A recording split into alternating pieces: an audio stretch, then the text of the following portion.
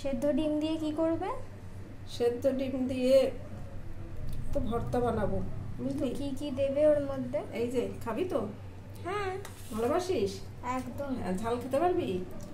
পারবো পারবো। এই যে একটুখানি দেবো, অল্পই দেবো। বোন যদি না খেতে পারে তার জন্য অল্প একটু দিলাম। আর এর ভিতরে দেবো হলুদ। হলুদ?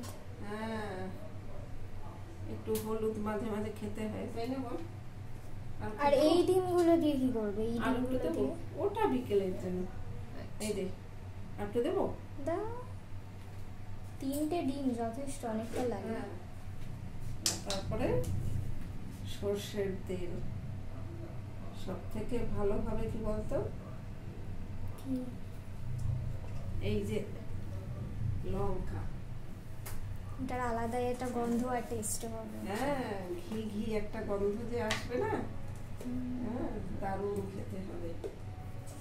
আর পেঁয়াজ অলরেডি সাইডে কাটা আছে। হ্যাঁ, এতে রসুন পড়বে না? না, রসুন দিলে এই গন্ধটা মরে যাবে তো। সেটা অবশ্য ঠিক, দুটোই বেশি আলাদা আলাদা। হ্যাঁ, এটা থাকবে না তাহলে।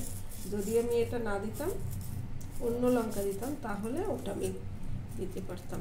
আচ্ছা, এই পেঁয়াজটাকে দিয়ে দেবো? তুই তো একটু কম খাস, তার জন্য দিইনি। দিয়ে দেবো? রান্নাতে খাই, আলাদা কাঁচা খাই না। আচ্ছা, ঠিক আছে, ওই জন্য একটু পেঁয়াজ না হলে আবার ভালো লাগবে না। না না, রান্নায় তো দরকার হয় পেঁয়াজ দিয়ে। না, রান্নায় তো ঠিক আছে, কাঁচাটা এই জন্য একটু কম দিলাম।